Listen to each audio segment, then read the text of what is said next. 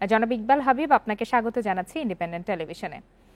এই যে দিনভর ছাত্রদের আন্দোলন, সেই সাথে মুষলধারে বৃষ্টিপাত, সব মিলিয়ে ঢাকায় আন্দোলন সংগ্রাম, সড়ক অবরোধ হলে ভোগান্তি কোনোভাবে এড়ানোর সুযোগ আছে কিনা?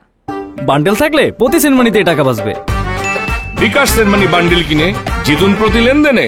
দেখুন, ঐতিহাসিকভাবে ভোগান্তি এই ছড়িয়ে যাওয়াটা আমাদের মধ্যে ছিল না। আমরা পল্টন ময়দান অথবা সোহরাওয়ার্দী উদ্যান এগুলো কেন্দ্র করেই বাংলাদেশের অভ্যুদয় এবং একই সঙ্গে গণতান্ত্রিক যত আন্দোলন, 90 গণ আন্দোলন, আমি ছাত্রই ছিলাম। এই যে আন্দোলনের প্রক্রিয়া, সেটাও কিন্তু সংঘুব্ধ হতে হতে যখন আমরা বিপ্লব বা ওই রকম লেভেলের আন্দোলন হয় তখন সেটা ছড়িয়ে যেতে পারে। কিন্তু এই ধরনের দাবি দেওয়া আদায়ের আন্দোলন অবশ্যই সরকারকে পরিকল্পিতভাবে নির্দিষ্ট জায়গা নির্ধারণ করে দিতে হবে। আপনি নিশ্চয় খেয়াল করেছেন, সময়ের আবর্তে 80-র দশকের পরে, 90 দশকের পরবর্তী পর্যায়ে যখন মিডিয়া বা সংবাদ সেবীরা অত্যন্ত শক্তিশালী হলেন, তখন প্রেস ক্লাব হয়ে গেল একটা একই রকমের জায়গা। তারপরে আবার যখন পরবর্তীতে 90-এর পরে আন্দোলন শুরু হলো, তখন আবার শাহবাগ মোড় হয়ে গেল আরেকটি জায়গা।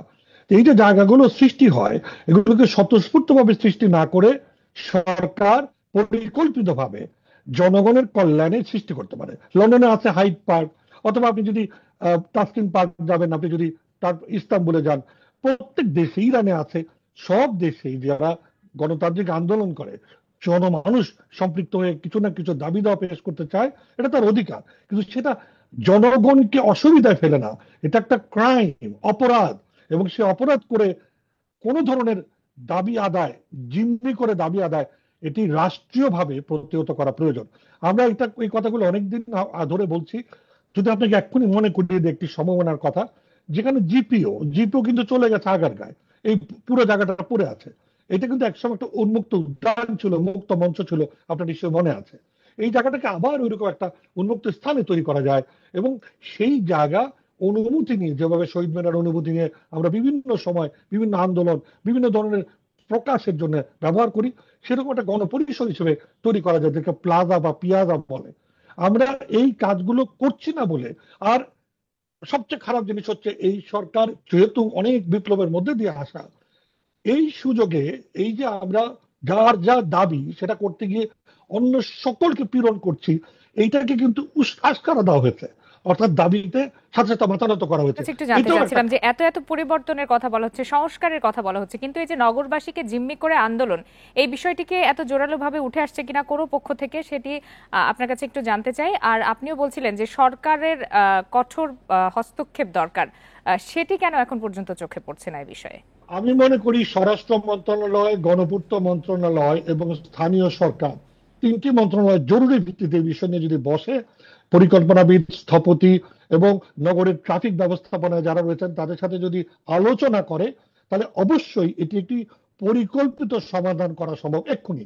এবং এই সঙ্গে অবশ্যই অবিচল থাকতে হবে। এলোমেলো ভাবে যারা এই দুর্বৃত্তায়ন করছেন, বিশৃঙ্খলা সৃষ্টি করছেন, অসুস্থ মানুষ, বয়োবৃদ্ধ, চলাচল, মানুষের কর্ম মুখরতাকে যারা বাধাগ্রস্ত করছেন, অর্থনৈতিক উন্নয়নের কুঠারাঘাত করছেন, তাদেরকেও কঠোর একটা শাস্তির মধ্যে এনে এই দৃষ্টান্ত তৈরি করা যে পরিকল্পিতভাবে সবাই গণতান্ত্রিক আন্দোলন, দাবি দেওয়া পেশ করতেই পারে, কিন্তু অন্যের অসুবিধা করে নয়। এটি অধিকার চর্চার প্রক্রিয়া হতেই পারে না। আমি মনে করি এই জায়গাটুকু নিয়ে এক্ষুনি ভাবা দরকার। এবং এই ভাবনা যদি এখনই করা যায়, শুধু তাই না, পোস্টারিং করা, ব্যানারিং করা, এগুলো নির্দিষ্ট জায়গায় যদি তৈরি করা যায় এই সংস্কার সময়ে, তাহলে পরবর্তী সময়ে আমরা বড় ধরনের একটা উত্তরণের সম্ভাবনা দেখব। জি, আরেকটি বিষয় আপনার কাছে জানতে চাই যে মাত্র 31 মিলিমিটার বৃষ্টি হয়েছে ঢাকাতে, তাতেই জলাবদ্ধতা, যানজটে নাকাল নগরবাসী। এ থেকে মুক্তির কোনো উপায় আছে কিনা? মুক্তির উপায় এই মুহূর্তে আমাদের উপদেষ্টা মন্ডলীর মধ্যে অন্তত 4 জন জানেন। মুক্তির এই মুহূর্তে নগর প্রশাসক, উত্তর নগর প্রশাসকরা জানেন।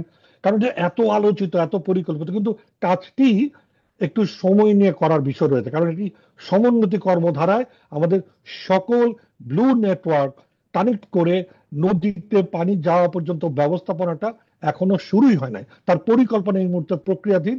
তবে প্রথম বৃষ্টির কারণে হয়তো সবাই একটু এলোমেলো অবস্থায় পড়ে গেছে।